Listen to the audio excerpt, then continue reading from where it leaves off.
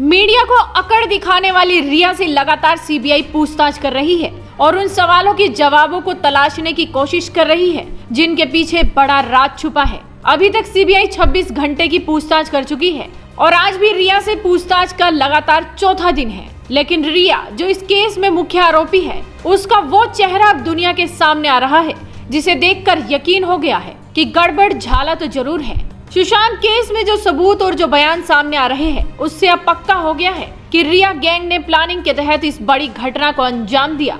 पहले दिन की पूछताछ में रिया ने सीबीआई के सवालों का सीधे तौर पर कोई जवाब नहीं दिया, बल्कि ड्रामा दिखाने लगी, रोने लगी, गिड़गिड़ाने लगी। तो सीबीआई अधिकारियों ने साफ बोल दिया था कि ड्रामा यहाँ नहीं चलेगा, कोऑपरेट कीजिए, जो पूछा जाए उसका जवाब दीजिए। और इस तरह से पहला दिन तो निकल गया। दूसरे दिन की पूछताछ में रिया चक्रवर्ती ने आईपीएस नुपुर प्रसाद के साथ बदसलूकी की कोशिश की, उनके साथ कोऑपरेट नहीं किया तो आईपीएस ने रिया के गाल पर तमाचा जड़ दिया। उसके बाद तो रिया भीगी बिल्ली बन गई। लेकिन फिर तीसरे दिन भी सीबीआई के सामने पूछताछ के दौरान रिया चक्रवर्ती अपना आपा खो बैठी और सीबीआई अधिकारियों पर अपनी खींच निकालने लगी। फिर से नुपुर प्रसाद से रिया चक्रवर्ती ने बदसलूकी की। इकलौती महिला अधिकारी होने के नाते नुपुर प्रसाद ने डीआरडीओ कर्मचारियों को सूचित कर मुंबई पुलिस से कुछ महिला कांस्टेबल और मंगाए और रिया की अकड़ ढीली की, क्योंकि रिया चक्रवर्ती से सीबीआई सब कुछ उगलवाना चाहती है। इस दौरान रिया से कई सवाल पूछे गए, जिसमें से उन्होंने कुछ का जवाब दिया और कुछ को उन्होंने टालने की कोशिश की।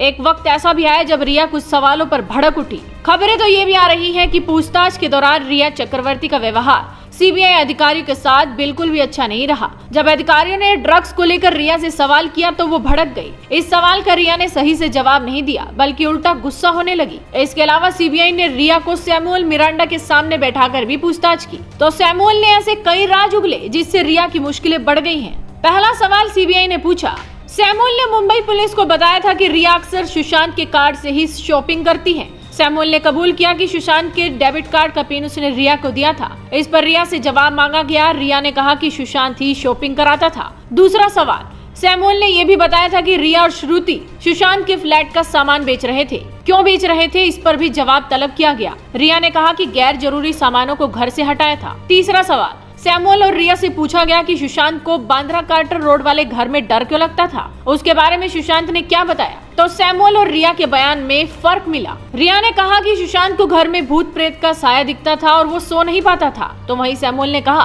कि ये फ्लैट 15वीं मंजिल पर था और रात को देर रात पार्टी पर सोसाइटी आपत्ति जताती थी, इसीलिए वहाँ से घर बदला गया। चौथा सवाल, सैमुअल से ड्रग्स के बारे में पूछा गया पर सैमुअल ने जवाब नहीं दिया, जबकि रिया ने जवाब गोल मटोल कर दिया। यानी कि ये साफ हो गया है कि रिया लगातार अपने झूठ को छिपाने की कोशिश कर रही है, लेकिन सीबीआई रिया चक्रवर्ती से वो सच कबूलवा कर रहेगी जिसके पीछे बड़े राज छिपे हैं। यानी कि जल्द ही असली कातिल सबके सामने होगा। इस वीडियो को ज्यादा से ज्यादा शेयर कीजिए, साथ ही आपके अपने चैनल हेडलाइंस इंडिया को सब्सक्राइब कीजिए।